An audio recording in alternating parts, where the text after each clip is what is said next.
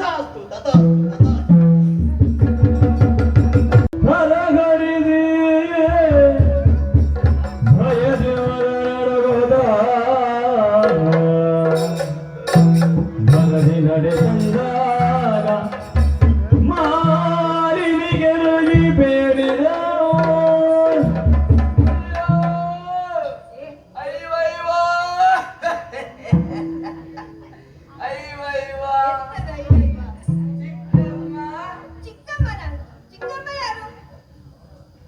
ಸಿದ್ದಿಯಮ್ಮನ ಮಗಳು. ಯಾವ ಸಿದ್ದಿಯಮ್ಮ, ಯಾವ ಚಿಕ್ಕಮ್ಮ, ಏನು ಹೇಳ್ತಿದ್ಯಾ? ಸಿದ್ದಿಯಮ್ಮನ ಮಗಳು ಚಿಕ್ಕಮ್ಮ.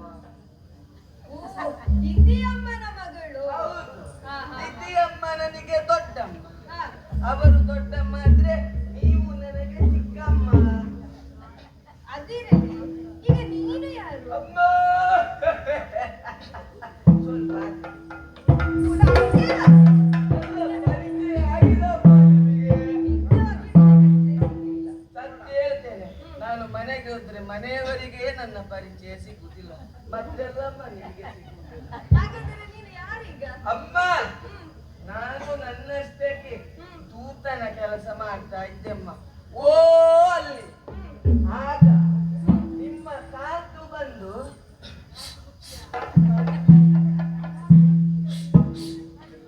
ಯಾರು? ಯಾರು ಬಂದ್ರು? ನಿಮ್ಮ ಕಾಂತು. ಹೌದು ಕಾಂತ, ನನ್ನ ಪತಿದೇವರು. ಹೌದು. ಹಾ. ಏ ದೂತ, ಇಲ್ಲಿಗೆ ಬಾರ ಒಮ್ಮೆ, ನಾನು ನಿನಗೆ ಹೆಣ ಕೊಡ್ತೇನೆ. ಹೆಣವ? ಹೆಣ ಕೊಡ್ತೇನೆ. ಹೆಣ. ಹಣ? ಹೌದು, ಹಣ ಕೊಡ್ತೇನೆ. ನಾವು ಒಮ್ಮೆ ಗುರುಪುರಕ್ಕೆ ಹೋಗಿ 2 ಕಿಂಟೆ ಮಾರುವ. ಗುರುಪುರಕ್ಕೆ ನೀನು ಅಜ್ಜನ? ಸುರಪುರ? ಹೌದಮ್ಮ, ಸುರಪುರಕ್ಕೆ ಹೋಗುವ ಅಂತ ಹೇಳಿದ್ರು. ನಾನು ಹಾಗೆ ಅವರ ಜೊತೆಯಲ್ಲಿ ಸುರಪುರಕ್ಕೆ